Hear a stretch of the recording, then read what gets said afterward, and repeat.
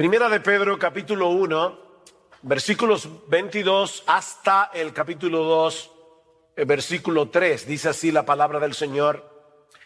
Habiendo purificado vuestras almas por la obediencia a la verdad mediante el Espíritu, para el amor fraternal no fingido, amaos unos a otros entrañablemente de corazón puro, siendo renacidos no de simiente corruptible, sino de incorruptible, por la palabra de Dios que vive y permanece para siempre, porque toda carne es como hierba, y toda la gloria del hombre como la flor de la hierba se seca, la flor se cae, mas la palabra del Señor permanece para siempre. Y esta es la palabra que por el Evangelio os ha sido anunciada. Desechando pues toda malicia, todo engaño, hipocresía, envidias y todas las detracciones, desead como niños recién nacidos la leche espiritual no adulterada, para que por ella crezcáis para salvación, si es que habéis gustado la benignidad del Señor. Si yo les preguntara o les pidiera en esta tarde que se pusieran de pie, todos los que están aquí, que se sienten plenamente satisfechos con su vida espiritual, que se pongan de pie todos los que crean haber llegado ya al tope de su madurez en Cristo. Yo estoy seguro que casi, y digo casi por si acaso hay alguno aquí que se quiera poner de pie, yo estoy seguro que casi nadie aquí se pondría de pie. Y si alguno de ustedes se pone de pie, por lo menos ya sabemos que hay alguien autoengañado entre nosotros. Porque la vida cristiana está supuesta a ser una vida en constante crecimiento hasta que lleguemos a la presencia del Señor. Así que comenzando por el que les habla y siguiendo por todos ustedes, aquí nadie ha llegado. Aquí nadie ha llegado. De hecho, cuando Pablo escribe su carta a los Filipenses, hablando precisamente acerca del tema de la madurez cristiana, ¿qué dice el apóstol Pablo? No que ya lo haya alcanzado, eso es Pablo hablando, o que ya haya llegado a ser perfecto, sino que sigo adelante a fin de poder alcanzar aquello para lo cual también fui alcanzado por Cristo Jesús. Y Pablo aclara, hermanos, yo mismo no considero haberlo ya alcanzado, pero una cosa hago, olvidando lo que queda atrás y extendiéndome a lo que está delante, prosigo hacia la meta, al premio del supremo llamamiento de Dios en Cristo Jesús. Filipenses capítulo 3, versículos 12 al 14. La vida cristiana es una carrera que termina con la muerte. Y ningún creyente puede darse el lujo de dejar de correr hasta el final. Ahora, el problema es que muchos que profesan ser cristianos han sido infectados con el fatalismo. Nunca confundan fatalismo con el hecho de creer en la soberanía de Dios. Nosotros creemos que Dios es soberano, pero eso no nos hace fatalistas. Como bueno, lo que va a pasar, y no importa lo que yo haga o lo que yo deje de hacer. Bueno, eso es fatalismo. Y lamentablemente, dentro de las iglesias cristianas hay personas que son fatalistas. Es decir, ellos han llegado a creer que están condenados a la mediocridad, a quedarse estancados donde están, espiritualmente hablando. Tal vez otros creyentes viven en mejores condiciones que yo, o recibieron una crianza diferente a la mía, o simplemente no tuvieron una vida tan pecaminosa como la que yo viví antes de ser cristiano. Pero mi caso es diferente. Yo estoy condenado a ser lo que soy. Ya yo llegué a donde iba. Y creo que es mejor reconocer mis limitaciones antes que seguir intentando llegar a ser lo que yo no soy y lo que nunca voy a poder llegar a ser. Bueno, eso es fatalismo. Y tal vez no todos lo expresan de esa manera, ¿verdad? Pero esa es la actitud con la que asumen sus vidas cristianas. Estos creyentes tienen una teología basada en sentimientos, en sus experiencias pasadas y no en lo que Dios nos dice en su palabra. Pastores, que ya yo lo he intentado y vuelvo y me caigo. Entonces, ¿para qué volverlo a intentar? Mi experiencia pasada es lo que está determinando cómo yo vivo mi vida cristiana en el presente y cómo yo creo que debo vivir mi vida cristiana en el futuro. Pero yo no debo vivir mi vida cristiana a la luz de mis experiencias. Yo debo vivir a la luz de lo que dice Dios en su palabra. Estos cristianos se sienten atrapados como si no hubiera otra opción para ellos. Ahora, yo espero demostrar en este preditaller que sí hay otra opción si somos verdaderos cristianos, porque Dios nos ha dado todos los recursos que necesitamos para nuestro crecimiento espiritual. Y mañana vamos a hablar acerca de la suficiencia de las Escrituras y vamos a ampliar este tema, pero en esta tarde yo quiero decirles que ustedes no están condenados a quedarse donde están, ni yo tampoco. Solo que no existe ningún atajo en la carrera de la fe, ninguna experiencia mística o emocional que nos lleve a crecer espiritualmente de la noche a la mañana. No, mis hermanos, se trata de un proceso gradual que dura toda la vida por la obra del Espíritu Santo en nosotros a través de su palabra. Y de ahí la exhortación que nosotros encontramos en nuestro texto en el capítulo 2 de la primera carta del apóstol Pedro. Y allí tenemos en primer lugar un mandato. De hecho, el único mandato que hay en este pasaje que yo leí, y está en el versículo 2, desead.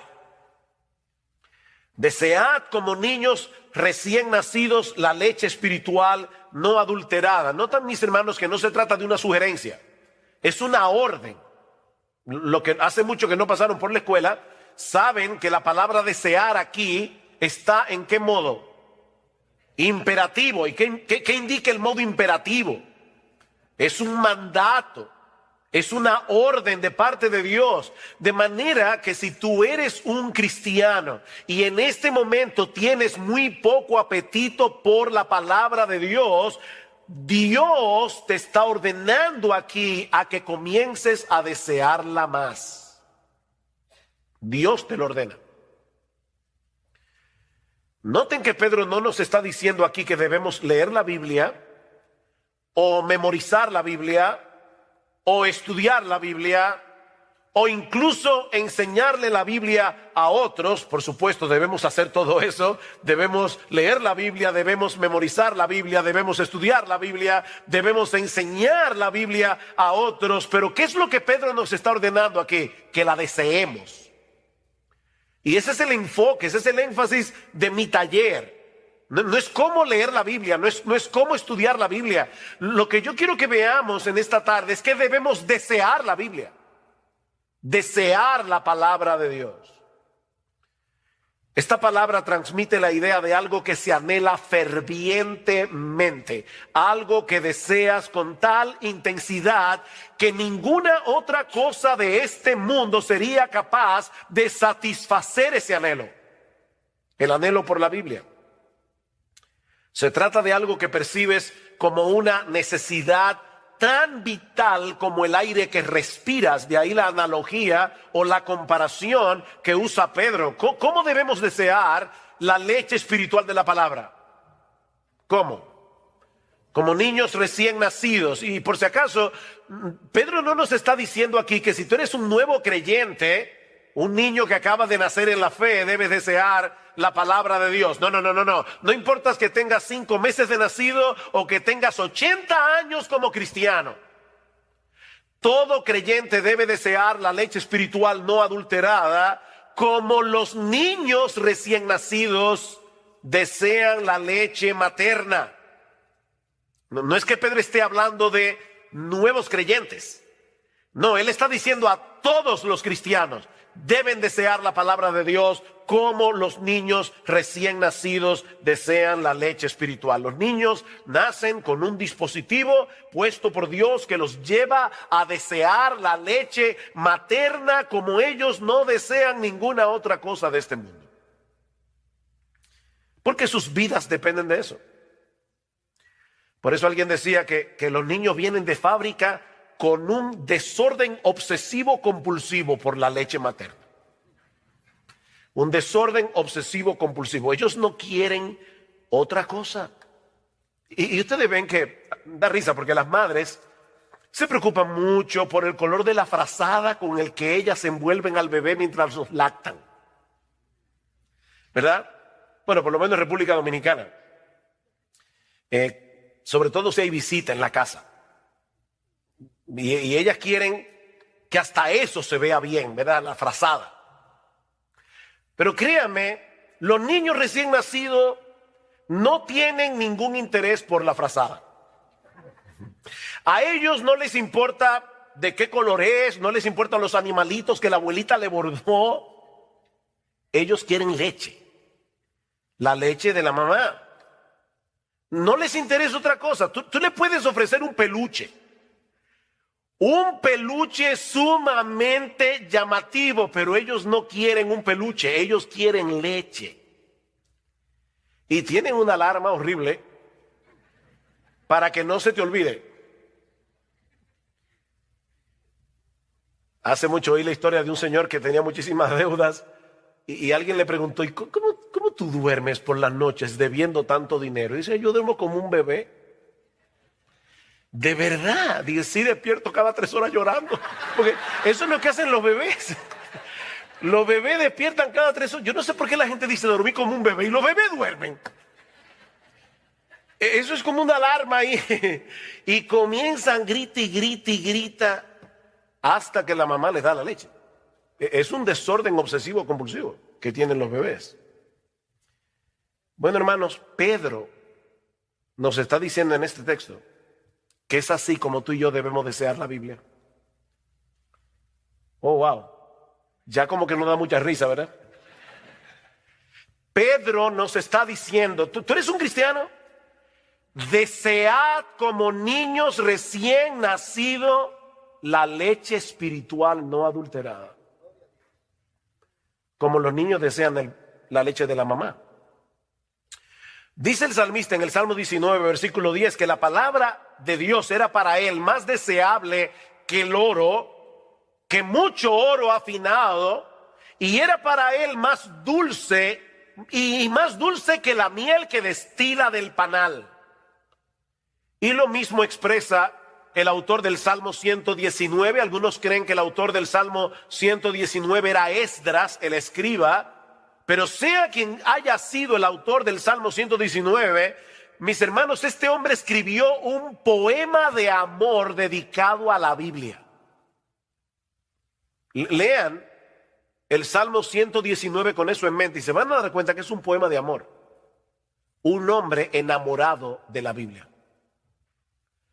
Y solamente por citar algunos textos del Salmo 119, versículo 16, me deleitaré en tus estatutos y no olvidaré tu palabra. Versículo 20, quebrantada está mi alma, anhelando tus ordenanzas en todo tiempo. Versículo 47, me deleitaré en tus mandamientos, los cuales amo. Versículo 72, mejor es para mí la ley de tu boca que millares de piezas de oro y de plata. Versículo 97, oh cuánto amo tu ley, todo el día es ella mi meditación. Versículo 131, abrí mi boca y suspiré porque anhelaba tus mandamientos. Versículo 162, me regocijo en tu palabra como quien haya un gran botín.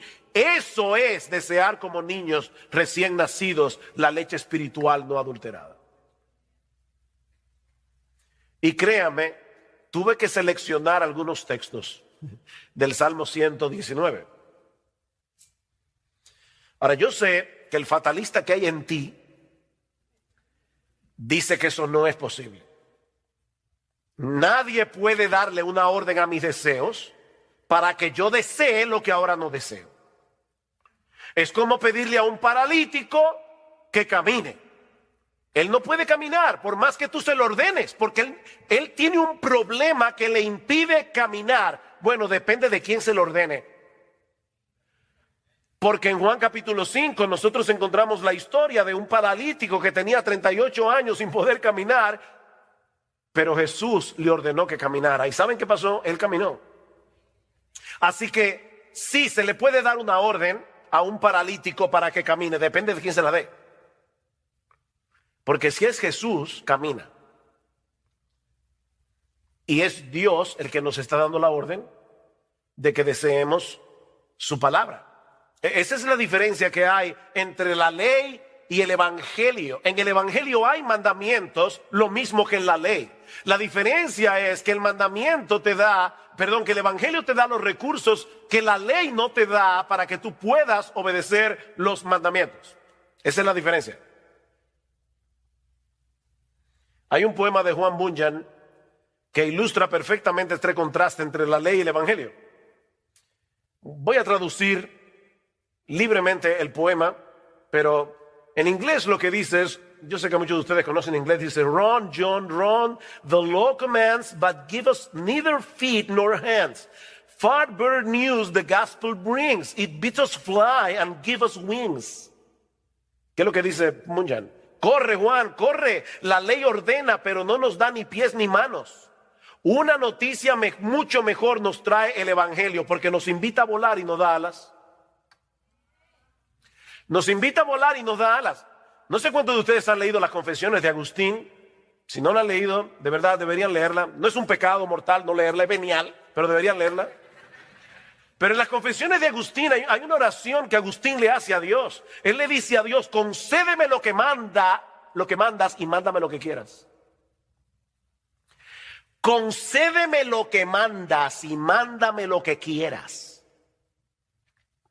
Somos nosotros los que debemos obedecer los mandamientos de Dios. Somos nosotros los que debemos usar los medios de gracia que Él nos ha provisto para crecer espiritualmente, como leer la Biblia, por ejemplo. Pero de antemano nosotros sabemos que no vamos a poder avanzar ni un solo paso en nuestra vida cristiana si no es en dependencia del Espíritu Santo. Así que no te quedes paralizado donde estás. Reconoce tu impotencia delante de Dios, pero clama por su ayuda y amparado por la fe en sus promesas, sigue corriendo. Señor, yo no tengo en este momento mucho apetito por leer tu palabra. Díselo al Señor. De hecho, Él ya lo sabe porque Él conoce tu corazón. Señor, yo no tengo mucho apetito en este momento por leer tu palabra, al menos no con ese desorden obsesivo compulsivo con el que los niños recién nacidos desean la leche de su mamá. Pero yo te ruego, Señor, que abras mis ojos para que yo pueda ver las maravillas de tu ley. Porque esa es una de las cosas que te van a llevar a desearla más. Cuando tú veas las maravillas que están encerradas en este libro, Señor, yo te ruego que me lleves a anhelarla más que a millares de oro y plata. Mientras tanto, Señor, por la fe yo voy a leer tu palabra, aunque ahora no la desee. Porque yo sé que es por medio de ella que tú vas a hacer la obra en mí de desearla. O sea, fíjate lo que estoy diciendo. No te estoy diciendo, bueno, pues quédate sin leer la Biblia, dedícate a orar hasta que te venga el deseo. No. Lo que te estoy diciendo es, confiésale a Dios tu deseo, tu falta de deseo, pídele que te haga desearla, y comienza a leerla, porque es a través de la lectura de su palabra que Dios te va a dar el deseo por la Biblia. Y eso nos lleva a nuestro segundo encabezado del texto. Pedro no se limita a darnos una exhortación o un mandamiento para que deseemos la Biblia, la leche espiritual no adulterada, sino que también nos da una muy buena razón para hacerlo. Si ustedes notan el versículo 1 del capítulo 2, dice, desechando, ¿qué? Pues, desechando pues. ¿Ustedes recuerdan lo que decía Josías esta mañana de que porque la Biblia es inspirada, cada palabra cuenta? Bueno, aquí hay un pues que no está de más. De hecho, no sé cuántos de ustedes tienen la Biblia de las Américas. ¿Quiénes tienen aquí la Biblia de las Américas? Ok, ¿cómo comienza el capítulo 2? Porque no comienza de esta forma. ¿Cómo comienza? Por tanto. Exacto, comienza con un por tanto. ¿Qué quiere decir eso? Que lo que Pedro va a decir ahora acerca del deseo que debemos tener por la palabra está conectado con lo que él ha venido diciendo antes. Por eso yo comencé a leer desde el versículo 22 del capítulo 1, porque ese es el contexto del pasaje. ¿Qué dice Pedro? Versículo 22 del capítulo anterior. Habiendo purificado vuestras almas por la obediencia a la verdad mediante el Espíritu para el amor fraternal no fingido, amaos unos a otros entrañablemente de corazón puro, siendo renacidos o habiendo nacido de nuevo, no de simiente corruptible, sino de incorruptible, por medio de la palabra de Dios que vive y permanece para siempre. Por tanto, desechando toda malicia, ¿ven el punto?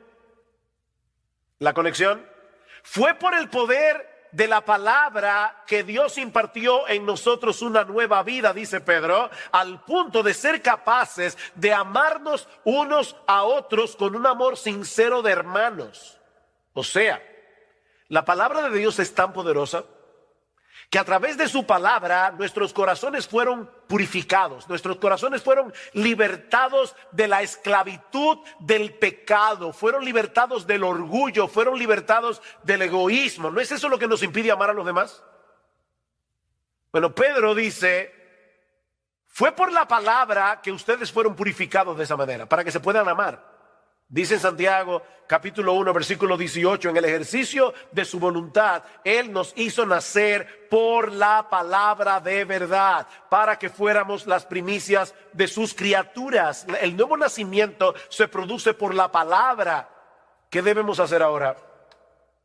Alimentarnos de esa misma palabra que nos dio vida. Esa misma palabra por la cual fuimos transformados. Alguien decía, la madre de la criatura es también la amamantadora de ella, ¿no es así? La que pare el niño es la que la amamanta. Bueno, ¿quién te parió? ¿Te parió Dios? ¿Por medio de qué? Por medio de su palabra. Eso es lo que Pedro está diciendo. Fuiste engendrado por la palabra, amamántate de la palabra. Ahora tienes que seguir alimentándote por esa misma palabra, porque este libro no es un mero registro de las cosas que Dios hizo por nosotros o que Dios habló en un pasado distante. No, mis hermanos, esta es la palabra viva exhalada por el Dios vivo. Por eso es que constantemente nosotros encontramos expresiones en la Biblia como, por eso es que dice el Espíritu Santo, no dice dijo. Dice el Espíritu Santo, como en Hebreos capítulo 3, versículo 7 creo, como dice el Espíritu Santo. Todavía lo sigue diciendo. Esta palabra sigue hablando hoy como cuando se pronunció por primera vez. Es una palabra viva. Y ya oyeron ustedes hablando de la inspiración bastante hoy. Toda la Escritura es inspirada por Dios y útil para enseñar, para redarguir, para corregir, para instruir en justicia, a fin de que el hombre de Dios sea perfecto, enteramente preparado para toda buena obra. Es la palabra exhalada de Dios. Es por eso que este libro es eficaz, porque está vivo. Increíble. Bueno, iba a usar esa ilustración mañana, pero bueno, ya, ni modo. ¿Saben que leí recientemente que una sociedad de ateos en Estados Unidos estaba haciendo fuerza porque sacaran la Biblia de los hoteles? La Biblia de los Gedeones. Y la pregunta mía es, ¿y por qué los ateos quieren que saquen la Biblia de los hoteles?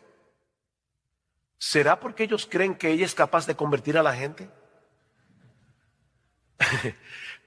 Parece verdad como que los ateos tienen más fe en la palabra que muchos cristianos. Ellos le tienen miedo a este libro, a lo que este libro puede hacer.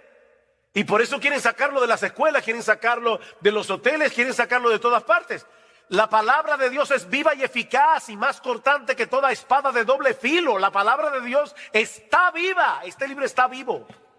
Es un libro poderoso.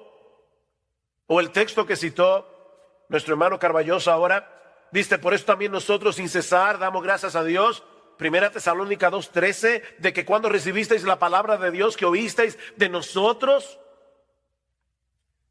dice, la aceptasteis no como la palabra de hombres, sino como lo que realmente es. Estoy leyendo de las Américas, la palabra de Dios, la cual también hace su obra en vosotros los que creéis. Hace su obra. Es una palabra viva. Dios sigue hablando hoy a través de su palabra para transformar la vida de aquellos que la reciben por medio de la fe. Esta es una palabra que nunca perderá su poder de transformar. Sigue diciendo Pedro en el capítulo 1, porque toda carne es como hierba, versículo 24, toda la gloria del hombre como la flor de la hierba se seca, la flor se cae, mas la palabra del Señor permanece para siempre. Y esta es la palabra que por el evangelio os ha sido anunciada. Por tanto, desead como niños recién nacidos la leche espiritual no adulterada. La misma palabra que Dios usó para darnos vida es la misma que Él usa para sostener y fortalecer esa nueva vida. Y aunque el texto no lo menciona explícitamente, la persona divina que hace eso es el Espíritu Santo por medio de la palabra. Noten cómo Pedro comienza su primera carta, versículo 1, del capítulo 1. Pedro, apóstol de Jesucristo, a los expatriados de la dispersión en el Ponto, Galacia, Capadocia, Asia y Bitinia, elegidos según la presencia de Dios Padre en santificación del Espíritu para obedecer y ser rociados con la sangre de Jesucristo. Es el Espíritu Santo el que hace esa obra por medio de su palabra. De manera que si tú quieres ver a Dios obrando en tu vida, si tú quieres que Él se manifieste en tu vida, sumérgete en este libro. Porque es aquí y no en ningún otro lugar donde Él se manifiesta. Yo escucho personas en el pueblo evangélico que quisieran tener alguna experiencia espectacular para poder sentir la presencia de Dios. ¿No? ¿Tú quieres encontrarte con Dios? Búscalo aquí. Oye, que no lo vas a encontrar en ningún otro lugar. Tú quieres encontrarte con Dios, búscalo en este libro. Aquí es donde Dios se revela. ¿Ustedes recuerdan aquella famosa escena cuando Elías manda a matar a los profetas falsos de Baal y él mismo sale huyendo al monte Carmelo y se esconde de la furia de Jezabel? Y dice que el Señor se le aparece en el primer libro de Reyes, capítulo 19. Escuchen lo que dice a partir del versículo 11. Y he aquí Jehová que pasaba y un grande y poderoso viento que rompía los montes y quebraba las peñas delante de Jehová. Pero Jehová no estaba en el viento. A los que les encanta la cosa, no, ahí no estaba Dios. Y tras el viento un terremoto, ahí sí. No, Jehová tampoco estaba en el terremoto. Y tras el terremoto un fuego, ahí sí, fuego es lo que queremos. No, Jehová no estaba en el fuego. Y tras el fuego un silbo apacible y delicado. Y cuando lo oyó Elías, cubrió su rostro con su manto y salió y se puso a la puerta de la cueva. Y he aquí vino a él una voz diciendo: ¿qué haces aquí, Elías? ¿Se dan cuenta? El Señor no estaba ni en el viento, ni en el terremoto, ni en el fuego. Él estaba en el sonido, susurro apacible de su voz. Dios se manifiesta en su palabra, Él actúa por medio de su palabra, Él se revela en su palabra, Él allí nos da a conocer lo que Él ha hecho, hace y hará a nuestro favor. Es por eso que esta palabra no solo alimenta, es una palabra que deleita. Vean una vez más el versículo 3 del capítulo 2 de Primera de Pedro. Dice: si es que habéis gustado la benignidad del Señor. Y podemos traducirlo también, ya que habéis gustado. No es que lo pone en dudas, esa es una cláusula en griego que se puede traducir como algo afirmativo, ya que habéis gustado de la bondad del Señor. ¿En qué ustedes creen que Pedro estaba pensando? ¿Qué texto bíblico del Antiguo Testamento creen ustedes que Pedro estaba pensando cuando escribió eso? Pueden decir el texto, aunque no sepan la calle ni el número de la casa. Gustad y ved que es bueno Jehová, dichoso el hombre que en él confía. Salmo capítulo 34, versículo 8. Probablemente Pedro estaba pensando en eso. Gustad, probad que Dios es bueno, es dichoso el hombre que confía en un Dios tan bueno como nuestro Dios. Ahora déjenme hacerles una pregunta. ¿En qué lugar nosotros podemos saborear la bondad del Señor? Porque Pedro y el salmista están diciendo, vengan y saboreen la bondad del Señor para que puedan confiar en Él. La pregunta que estoy haciendo es, ¿dónde nosotros podemos saborear la bondad del Señor? En la palabra de Dios. ¿Dónde fue que nos enteramos de que nuestro Dios nos había elegido para salvación desde antes de la fundación del mundo? Nos enteramos en su palabra. ¿En qué lugar fue que llegamos a conocer el carácter de Dios al cual habíamos ofendido con nuestros pecados, pero también el plan que Él diseñó para poder darnos su justicia sin pasar por alto nuestra culpabilidad? ¿Dónde aprendimos eso? ¿En la Biblia? ¿Dónde podemos conocer las preciosas y grandísimas promesas de las que se nos habla en 2 de Pedro capítulo 1, versículos 3 y 4? Dejándonos ver en cada una de esas promesas la ternura de su bondad para con nosotros si somos sus hijos. ¿Dónde sabemos eso? ¿O dónde podemos saborear eso? En su palabra. Así que es una leche que alimenta, pero es una leche que deleita. Es una leche que deleita. Miren, mis hermanos, nosotros deberíamos leer la Biblia todos los días. Todos los días. Pastores, que yo no tengo tiempo. Ok, déjame decírtelo tiernamente. No mientas. No mientas. Dice John Piper que él cree que Dios movió las cosas para que se inventara el Facebook y el Twitter para demostrar en el día del juicio que no era verdad, que no había tiempo para leer la Biblia y orar. No mientas. No hay tiempo. Lo que pasa es que el tiempo para leer la Biblia no se encuentra, se hace en tu agenda. Tú tienes que apartar el tiempo para leer tu Biblia y debes hacerlo todos los días, porque nosotros necesitamos este alimento todos los días. Nadie en su sano juicio dice voy a comer una vez al mes. Eso sí, el día que coma me voy a dar un atracón. No. Tú comes todos los días, 3 veces al día.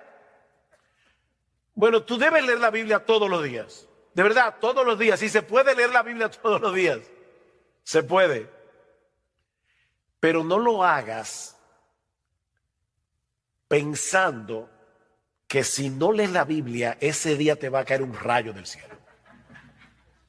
No es por esa razón que tú debes leer tu Biblia todos los días.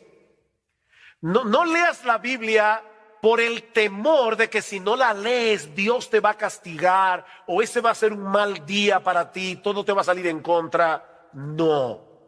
Nosotros leemos la Biblia cada día para conocer mejor a Jesucristo. Nosotros leemos la Biblia cada día para conocer mejor el diamante del Evangelio, que tiene demasiadas aristas y hay que verlo por todos lados para entenderlo cada vez mejor. ¿Saben para qué? Para que Cristo sea cada vez más precioso para nosotros. Es por eso que debemos leer la Biblia.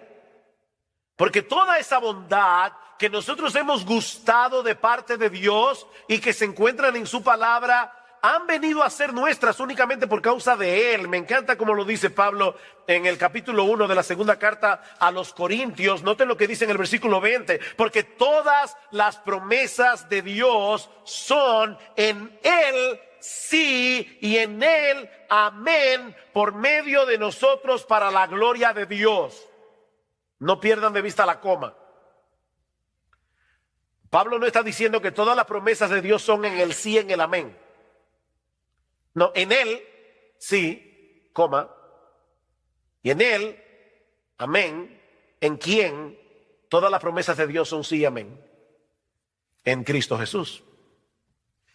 Sin Cristo nosotros no tendríamos derecho a apropiarnos de ninguna promesa bíblica. Así que cada vez que tú leas una promesa en la Biblia, aunque esté en el Antiguo Testamento, piensa en Jesús. Jehová es mi pastor, nada me faltará. Wow, qué hermoso.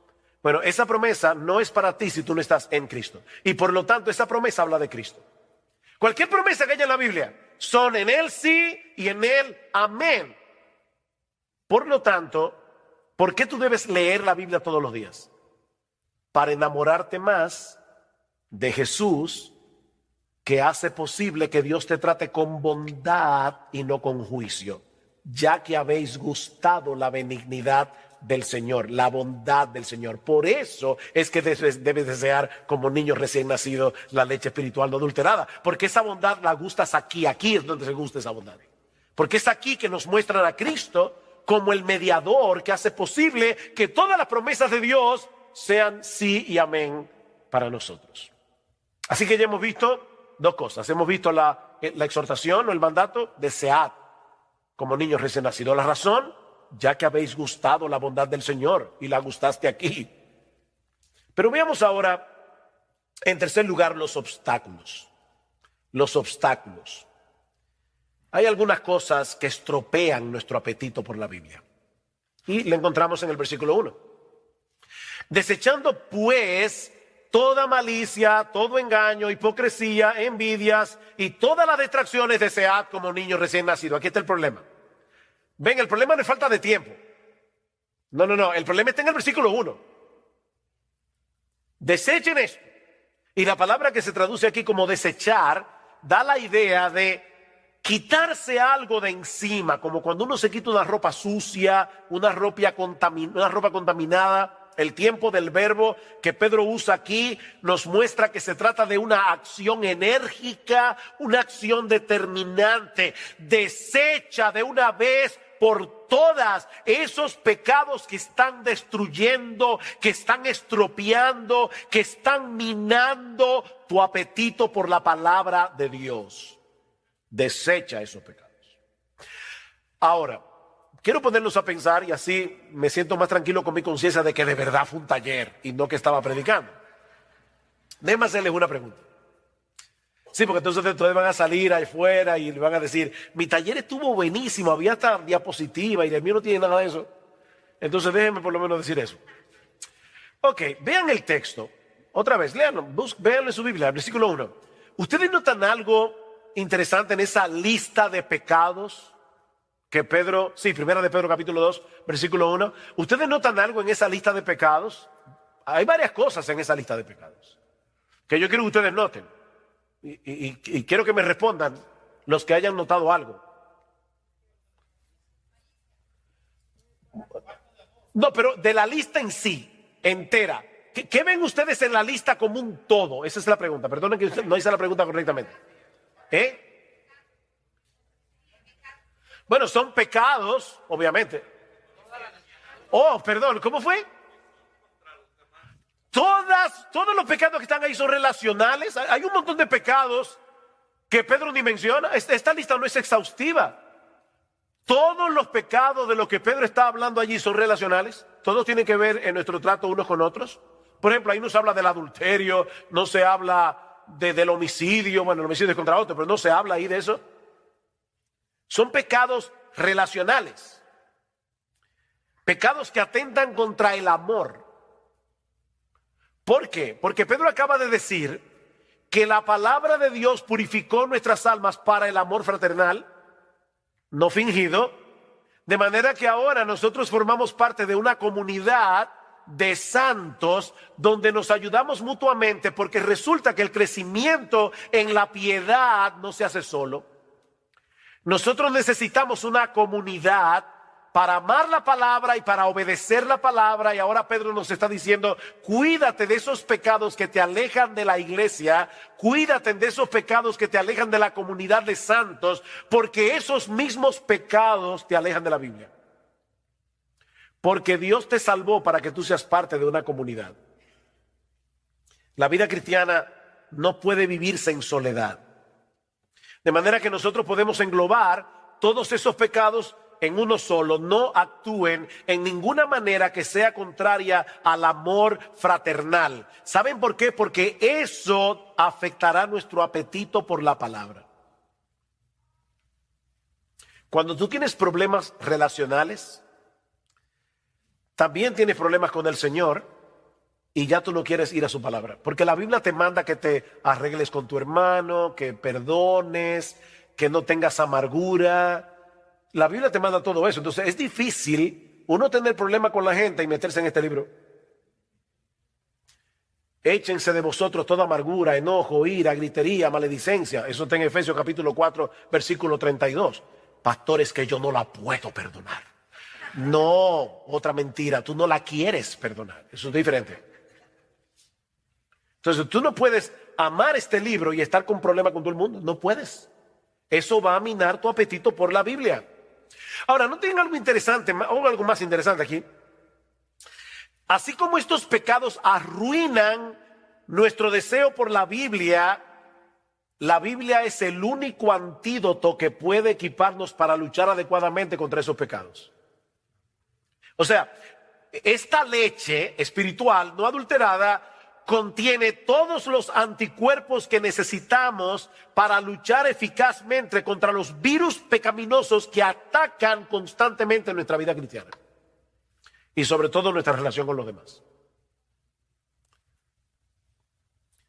En la misma medida en que saboreemos la bondad de Dios en Cristo revelada en las Escrituras, en esa misma medida será más fácil para nosotros luchar contra esos pecados que destruyen nuestra relación con los demás y nuestro deseo por la Biblia. Mira, si tú estás atesorando a Cristo por lo que estás aprendiendo de Él en su palabra, te será más fácil luchar contra la malicia, el engaño, la hipocresía, la envidia y la difamación. Repito eso. Si tú estás atesorando a Cristo por lo que estás aprendiendo de Él en su palabra, te será más fácil desechar la malicia, el engaño, la hipocresía, la envidia y la difamación. Vean el capítulo 1. Y voy a leer un pasaje un poco largo, pero noten lo que dice Pedro en el versículo 3 del capítulo 1. Hasta el versículo 9. Bendito el Dios y Padre de nuestro Señor Jesucristo, que según su grande misericordia nos hizo renacer para una esperanza viva por la resurrección de Jesucristo de los muertos, para una herencia. A todo el mundo le encanta la palabra herencia. Murió el tío rico. Bueno, no me voy a alegrar, pero me dejó una herencia. Para una herencia incorruptible, incontaminada e inmarcesible, reservada en los cielos para vosotros, que sois guardados por el poder de Dios mediante la fe, para alcanzar la salvación que está preparada para ser manifestada en el tiempo postrero, en lo cual vosotros os alegráis, aunque ahora por un poco de tiempo, si es necesario, tengáis que ser afligidos en diversas pruebas, para que sometida a prueba vuestra fe, mucho más preciosa que el oro, el cual aunque perecedero se prueba con fuego, sea hallada en alabanza, gloria y honra cuando sea manifestado Jesucristo, a quien amáis sin haberle visto, en quien creyendo, aunque ahora no lo veáis, os alegráis con gozo inefable y glorioso, obteniendo el fin de vuestra fe, que es la salvación de vuestras almas. ¡Wow! ¿Qué pasaje? Pregunta.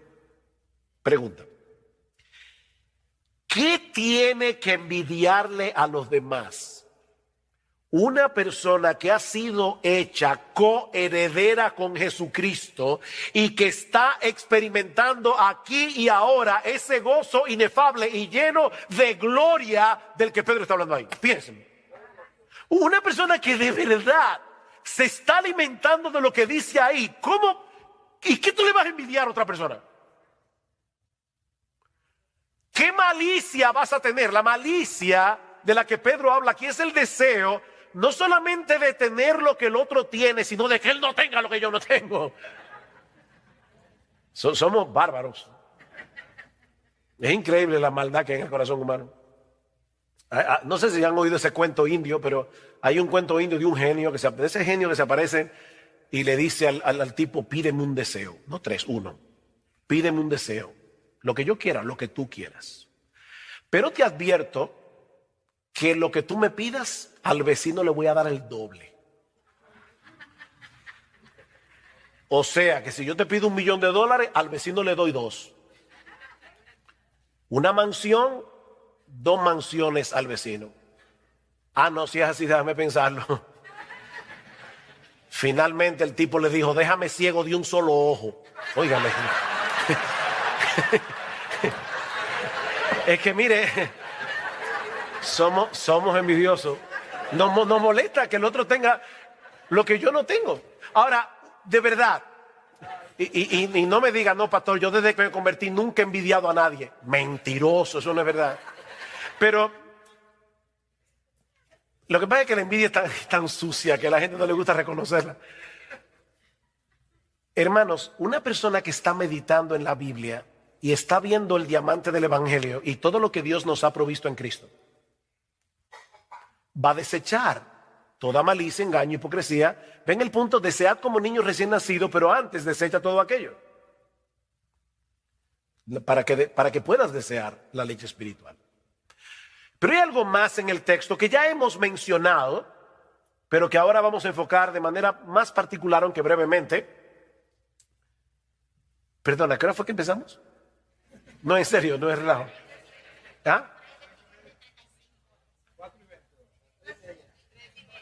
¿Y a qué hora que tenemos que? A las 5 que tenemos. No, estamos bien. Ok. Ya vimos, ¿qué vimos? La exhortación del texto, desead como niños recién nacidos. La razón, fuiste engendrado por la palabra, desea la palabra los obstáculos. Ahora veamos el resultado. ¿Qué sucederá si en dependencia del Espíritu Santo luchamos por desechar de nuestra vida los pecados que se mencionan en el versículo 1, mientras nos alimentamos apropiadamente de la leche espiritual no adulterada? ¿Qué va a pasar? Vean otra vez el versículo 2. Desead como niños recién nacidos la leche espiritual no adulterada, para que por ella crezcáis para salvación, ya que habéis gustado la benignidad del Señor. Todos nosotros sabemos que el nacimiento es apenas el comienzo de una vida, que ahora debe desarrollarse hasta alcanzar la madurez. Bueno, lo mismo ocurre con la salvación. Todo verdadero creyente es alguien que ha experimentado el nuevo nacimiento por medio del poder de la palabra de Dios, pero la conversión es apenas el comienzo, dice Pedro. Ahora debemos crecer para el pleno desarrollo de nuestra salvación. Dios tenía un propósito en mente cuando nos salvó, y la única manera de seguir avanzando hacia ese propósito es a través de la obra del Espíritu Santo en nosotros por medio de su palabra. Esta es la espada del Espíritu. Dios, el Espíritu, obra por su palabra. ¿Cuál es el propósito que Dios tenía en mente cuando nos salvó? ¿Cuál era? Pero formarnos a la imagen de Cristo. ¿Recuerdan Romanos 8:28? Sabemos que a los que aman a Dios todas las cosas les ayudan a bien. Esto es, para que no confundan el bien, esto es a los que conforme a su propósito son llamados. ¿Cuál es el propósito? Porque a los que antes conoció también los predestinó para que fuesen hechos conformes a la imagen de su Hijo, de modo que Él sea el primogénito entre muchos hermanos. El propósito para el cual todas las cosas obran es para hacernos como Jesús. Ese es el bien. No es que seas millonario, no es que tengas siempre salud. No, es que seas como Jesús. Ese es el bien. Porque fue con ese propósito que el Señor nos escogió. He usado esta ilustración muchas veces, pero no encuentro otra mejor. Una vez le preguntaron al gran escultor renacentista Miguel Ángel. Él estaba con un bloque de mármol enorme y iba a esculpir un caballo. Yo no sé cuántos de ustedes han visto las obras de Miguel Ángel, aunque sea en foto, pero de verdad que parece que tienen vida. Y alguien le preguntó, ¿cómo tú puedes sacar un caballo de ese bloque de mármol? Y Miguel Ángel le respondió, es muy fácil, yo le quito todo lo que no se parece al caballo. Bueno, ¿saben qué es lo que Dios está haciendo? Dios nos toma así en bruto y nos salva. No te estoy diciendo que tú eres bruto, sino que tú eres como esa piedra bruta, no trabajada, y ahora Dios va a tomar el cincel y va a comenzar a golpearte para quitarte todo lo que no se parece a Jesús. Ese es el propósito. Ahora, ¿cómo yo avanzo hacia el propósito de ser cada vez más como Jesús? Bueno, el apóstol Pablo responde esa pregunta en 2 Corintios capítulo 3 versículo 18. Mirando nosotros todos a cara descubierta como en un espejo la gloria del Señor, somos transformados de gloria en la misma imagen como por el Espíritu del Señor. Contemplando su gloria, somos transformados de gloria, en la misma medida en que tú admiras a Cristo, te pareces a Cristo porque tú te conviertes en aquello que admiras. ¿Por qué ustedes creen que las personas imitan a los artistas? ¿Por qué quieren comprar donde ellos compran, usar la ropa que ellos usan? ¿Por qué? Porque tú te conviertes en lo que admiras. Bueno, si tú admiras la gloria de Cristo, te vas a parecer cada vez más a Él. Mirando su gloria, somos transformados de gloria en la misma imagen. Ahora la pregunta es, ¿y dónde nosotros vemos la gloria de Jesús? En la palabra de Dios, en el Evangelio. Si nuestro evangelio está encubierto, entre los que se pierden está encubierto, en los cuales el Dios de este siglo cegó el entendimiento de los incrédulos para que no les resplandezca la luz del evangelio de la gloria de Cristo. El evangelio de la gloria de Cristo, que es la imagen de Dios. Es en el evangelio donde brilla como en ningún otro lugar la gloria de Jesús. Bueno, es por eso que nosotros debemos desear como niños recién nacidos la leche espiritual no adulterada. El raquitismo espiritual no es una opción. Pedro concluye su segunda carta diciendo que creced en la gracia y en el conocimiento de nuestro Señor Jesucristo. Esto no es una opción. Y eso solo puede suceder a través de una dieta regular y constante de la leche espiritual no adulterada. Ningún creyente puede darse el lujo de dejarse alimentar regularmente de la palabra de Dios, así como ningún bebé puede dejar de beber la leche de su mamá o algún sustituto. Solo que en este caso no hay sustituto, porque esta es la única Biblia.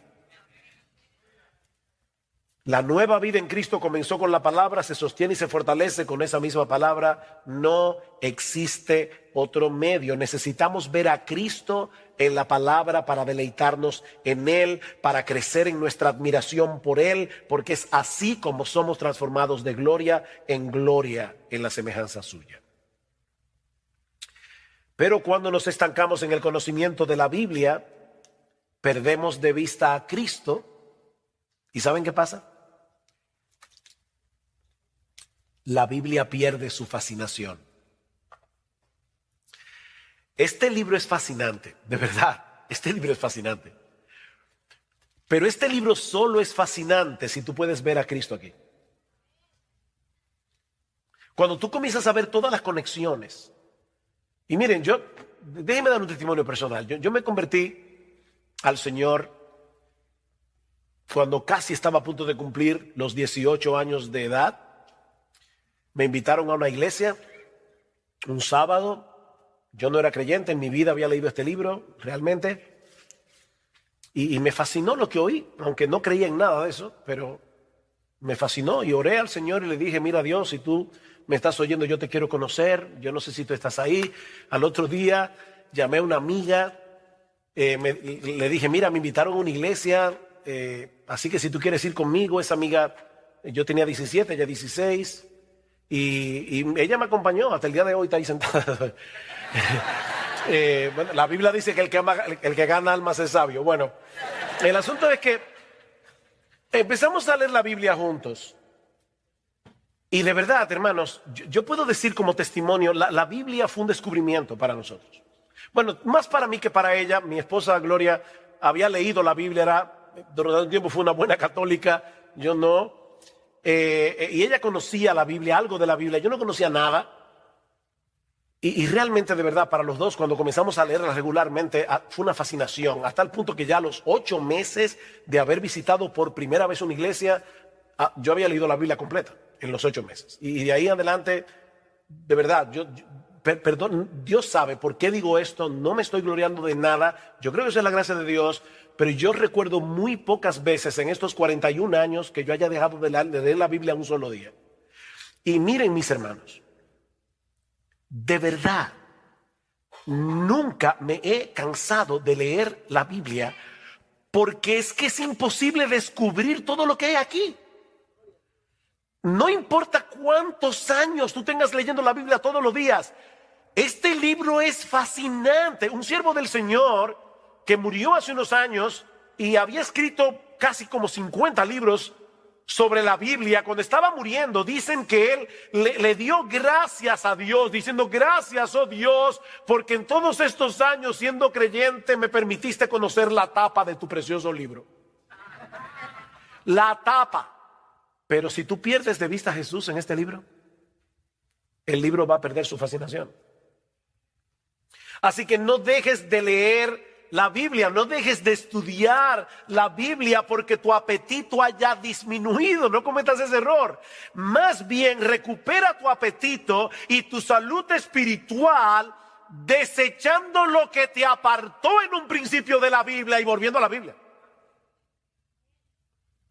No dejes de leer la Biblia porque no tienes apetito. No, pídele a Dios que te dé apetito, pero desecha no la Biblia, sino el pecado que te alejó de ella. Y sigue leyendo la Biblia y pidiéndole a Dios que te dé ojos para ver las maravillas de su ley. Porque la maravilla que está aquí encerrada es la gloria de Jesús. Y de verdad es sorprendente todas las conexiones que hay en la Biblia que te apuntan hacia Jesús, sin espiritualizar las Escrituras. Yo no estoy hablando aquí de alegorizar. No, nunca alegoricen con la Biblia. Estamos hablando de interpretarla correctamente.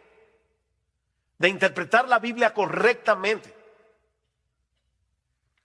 Déjame hacerte una pregunta.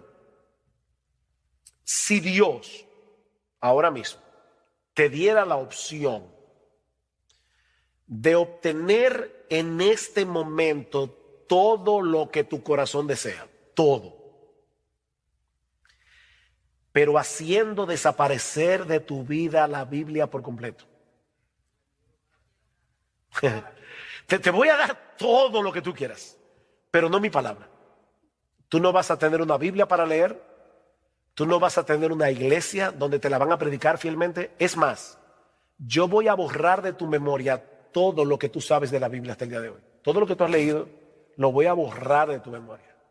¿Cuál sería tu elección? Yo sé que si tú eres un verdadero creyente vas a decir como algunos han dicho ya, no, Señor, no. No me des lo que yo quiero, dame tu Biblia. Pero si nosotros creemos eso, ¿por qué no leemos la Biblia más asiduamente? ¿Tú te das cuenta de la necesidad que tienes de la Biblia? Si ahora te vieras amenazado de que te la quitaran, tú verías que la Biblia es un tesoro. Pero ahora la tenemos en qué sé yo cuántas versiones, en el iPad, en el celular, en todas partes. La Biblia ahora está más a la mano que nunca. De hecho, no puedes leerla porque te levantaste tarde, vas camino al trabajo, el tránsito aquí en Los Ángeles es difícil. Óyela, escúchala, que la Biblia oída también es la Biblia. ponla que te la lea el teléfono. Algunos dicen, ¿saben que eso se llama teléfono inteligente? Algunos dicen que esto es lo único inteligente que alguna gente tiene, pero son inteligentes, son aparaticos. Coge este aparatico, baja la Biblia y oye la Biblia. Es un tesoro y tú la necesitas como el niño recién nacido necesita la leche de su mamá. Léela diariamente, léela diariamente. Léela en oración, léela con atención, léela para aprender más de Cristo. Léela para aprender más de Cristo, para aumentar tu admiración por Él. Déjame darte un ejemplo. Estás leyendo el libro de los Jueces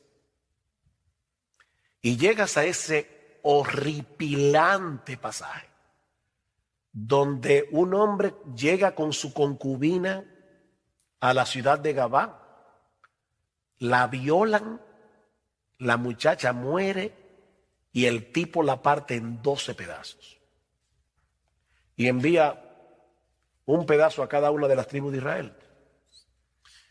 ¿Dónde está Cristo ahí? Y por favor no me diga que son 12 pedazos, los 12 apóstoles, no. O sea, ¿dónde está Cristo ahí? ¿Sabe dónde está Jesús? ¿Qué dice el libro de los Jueces? ¿Cómo termina? En aquellos días no había rey en Israel. Cada cual hacía lo que bien le parecía. Israel necesitaba un rey. Y el libro de Jueces te lleva a Ruth, y el libro de Ruth te lleva a David. Pero entonces cuando llegamos a Samuel y comenzamos a leer de David, uno dice, ¿qué le pasó a David? David no era el rey que nosotros necesitábamos. No era Josías, que fue uno de los grandes reyes de Israel. No era Ezequías. No, el rey que nosotros necesitamos es a Jesús, el hijo de David. Entonces tú puedes leer Jueces, y leer de Levita y la concubina y decir, yo necesito un rey que gobierne mi corazón. Y ese rey es Jesucristo, ya fue enviado para que gobierne mi alma, porque si no, yo viviría como el tiempo de los jueces, yo haría lo que bien me pareciera. Yo necesito un rey que me gobierne, y ese rey es Jesús. Entonces, fíjense, sin alegorizar el texto, el libro de los Jueces está ahí para mostrarnos nuestra necesidad de un rey. Y todo el Antiguo Testamento está allí para demostrarnos que ninguno de los reyes de Israel era el rey. Era para prepararnos para Jesús. Lee la Biblia con los ojos puestos en Jesús y lo vas a encontrar sin espiritualizar el texto. Y aunque sea imperceptible para ti, ¿sabes lo que va a pasar? Poco a poco vas a crecer espiritualmente. Tu carácter irá conformando cada vez más al carácter de Jesús mientras contemplas el resplandor de su gloria en el Evangelio. Así que esta es mi invitación a todos ustedes para concluir. Gustad y ved que es bueno el Señor. Dichoso el hombre que en Él confía. Tenemos 20 minutos. Preguntas. Vamos. Sí, hermano.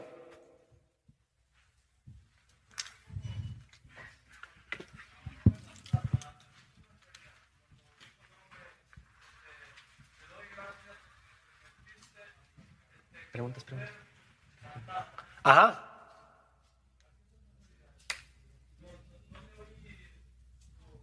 ¿Quién dijo eso? Oh, él está diciendo, es una ironía porque él está diciendo, bueno, me pasé 60 años, yo no sé cuánto estudiando la Biblia y lo más que llegué a aprender fue esto, la tapa. O sea, es como, mira todo lo que me faltó conocer porque yo nada más conocí la tapa. Pero obviamente fue una ironía, no una ironía, pero es diciendo, cuánto me faltó por conocer de tu libro. Eso lo dijo John Rice. Vamos a tener las preguntas aquí con el micrófono. Vamos a hacer una fila. Vamos a hacer una fila aquí y vamos a ir pasando el micrófono. Entonces. El hermano está aquí. Sí, yo estaba buscando de dónde sale esa voz misteriosa. Por acá estamos. Acá. Otra pregunta. Sí. Levantando la mano. ¿Sí? Sugel, hay un dicho que dice que entre gitanos no se leen las manos. ¿Qué? ¿Un dicho que dice? Que dice que entre gitanos no se leen las manos. Aquí estamos solamente hispanoamericanos y sabemos que hay un histórico lastre cultural entre nuestros pueblos por el cual no estamos acostumbrados a leer, no leemos tanto como deberíamos. ¿Qué opinión te merece eso? ¿Y cómo podríamos aplicar todo esto de lo que has hablado, que es valiosísimo, a un pueblo que tradicionalmente, históricamente, no está relacionado con los libros? Gracias por la pregunta. Primero, noten que ni siquiera en el texto griego dice: desead como niños recién nacidos la leche espiritual no adulterada, a menos que tú seas latinoamericano. Eso no está en el texto original. Así que cuando la Biblia dice desead como niños recién nacidos, ya Dios sabía de antemano que los latinoamericanos íbamos a existir, y Dios sabía que no íbamos a ser muy dados a la lectura. Pero aún así dice desead como niños recién nacidos la leche espiritual no adulterada. Yo creo que el problema es no percibir la necesidad que tenemos de la Biblia. El hábito de lectura es algo que se desarrolla, y se desarrolla poco a poco. Yo te diría, no comiences a leer muchos capítulos de la Biblia si no tienes el hábito de lectura. Pero ¿sabes qué, mi hermano? Es mejor que leas una pequeña porción cada día a que no leas la Biblia en una semana y entonces un día te leas 10 capítulos. Porque vas a formar el hábito poco a poco. Entonces lee una porción, pero léelo recordando que la Biblia es un libro como cualquier otro libro y no es un libro como cualquier otro libro. ¿Qué significa eso? Bueno, significa la Biblia no es un libro como cualquier otro libro, porque este libro fue inspirado por Dios. Pero la Biblia sí es un libro como cualquier otra de tu novia. Ya no llegan cartas, pero antes llegaban cartas. Te llegó una carta, ¿cómo tú la lees? Un párrafo hoy, mañana lees otro párrafo y ya te olvidaste del párrafo que leíste ayer. No, tú lees la carta entera. Lee la carta, pues la carta a los romanos, ¿saben qué es? Una carta.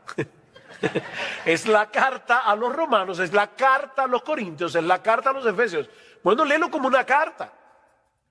Léelo de principio a fin. No habrá Efesios 2, a ver, no. O sea, no es un horóscopo, esto no es un horóscopo, es un libro. Entonces léelo como tú lees cualquier otro libro, pero poco a poco, y vas formando el hábito de lectura.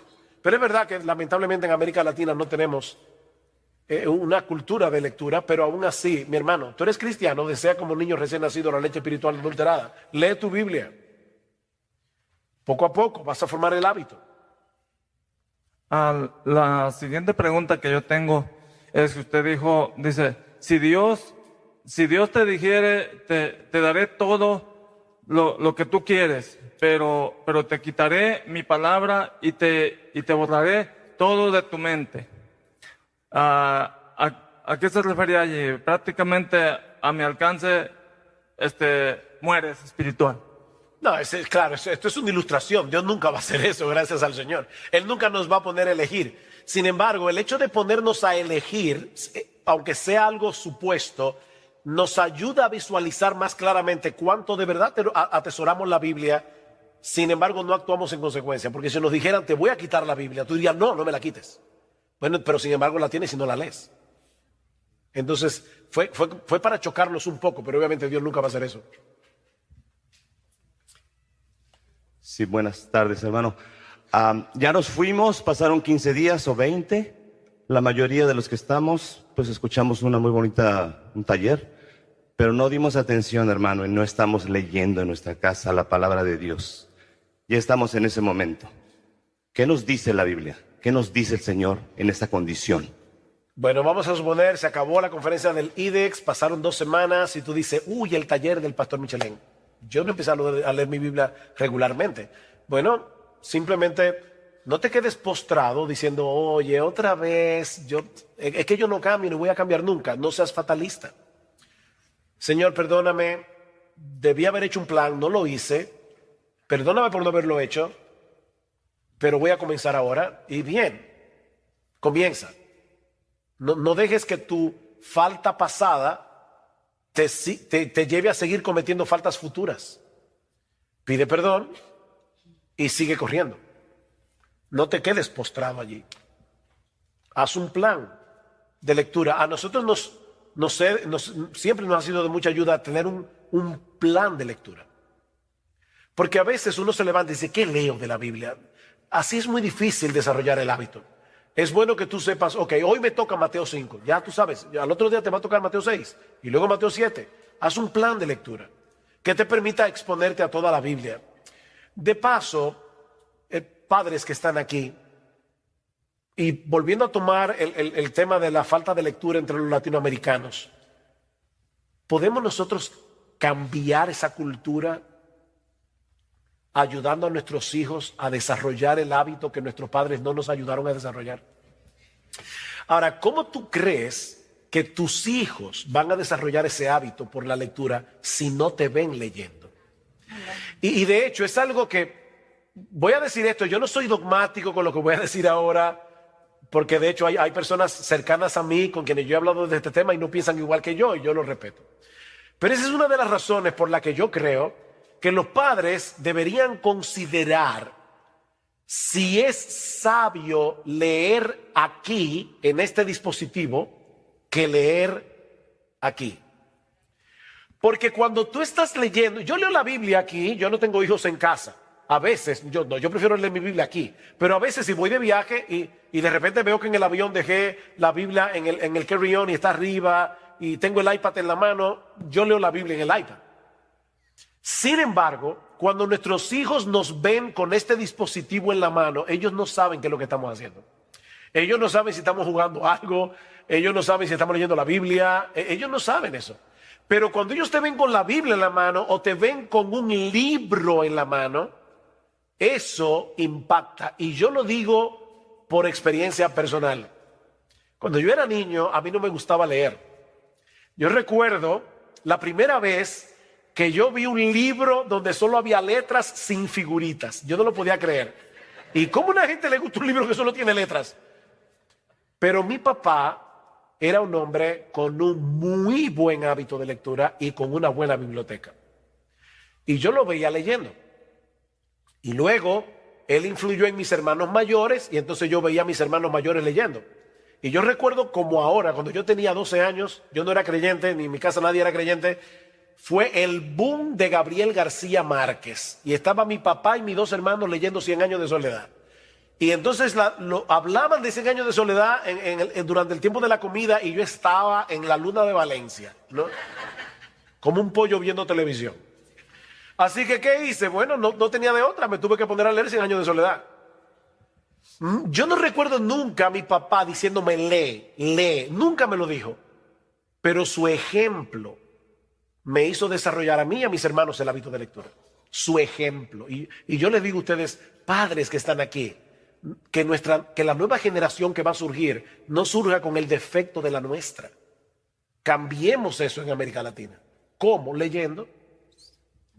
Hermano, yo sé que la leche puede ser adulterada con cualquier otra sustancia, pero quisiera saber algunos ejemplos cómo la leche espiritual es adulterada.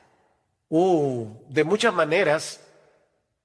De hecho, eso es lo que el diablo está tratando de hacer todo el tiempo, adulterar la leche espiritual. Porque cuando el evangelio es aguado, cuando le quitan al evangelio elementos como el infierno, el arrepentimiento, la fe, se está aguando la leche espiritual o se está adulterando la leche espiritual. De hecho, mañana vamos a hablar un poco de eso. Yo voy a comenzar con un cuestionario como este.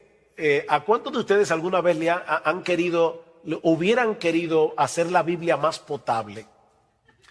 Quitarle ciertas partes a la Biblia para hacerla más potable al inconverso. Bueno, hay gente que están haciendo eso. Yo no hablo del pecado. Yo quiero que la gente se sienta tranquila en mi iglesia. Eso es adulterar la leche espiritual y hay muchas formas de hacerlo. Gracias, hermano. Yo creo que el uso de la psicología en la iglesia, hay mucha psicologización en la predicación actual y eso es adulterar la leche espiritual. Mi pregunta va más dirigido a, pues yo me acuerdo en la universidad que estudiaba cierto movimiento filosófico o no sé, literario, y ya tenías una visión preconcebida o cierta tendencia a creer las cosas de cierta manera por lo que ya habías estudiado. Yo lo que quisiera saber es, como cristiano, he estudiado la Biblia y pues gracias a Dios siempre he leído desde niño porque pues, así ha sido mi historia, ¿no? Pero no quiero tener una idea, estudiar teología para tener una idea preconcebida, de manera que cuando lea la Biblia yo quiera imponer mi idea a lo que está escrito. ¿De qué manera logro yo que no pase eso? Porque hay diferentes movimientos teológicos, los cuales siempre me llevan a tener una tendencia, ¿no? Y yo lo que quiero es llegar, ahora sí, bien. Es una buena pregunta. nadie llega a la Biblia con la mente completamente en blanco. O sea, no trates de decir, voy a quitarme todo mi bagaje teológico, porque no es verdad, no lo vas a poder lograr. Todos nosotros tenemos concepciones ya en la mente. Sin embargo, si tú te concentras en el texto y no estás buscando probar tu concepción, sino entender lo que el texto dice, y lo vas a entender por la gramática. Fíjense como yo decía hoy, bueno, desechando pues, bueno, ese pues me está diciendo que esto que está aquí está conectado con lo anterior, que es lo que dice anteriormente. Entonces yo voy a estar buscando que la gramática me guíe a la interpretación correcta del texto y no buscar en la Biblia probar lo que ya yo creo de antemano.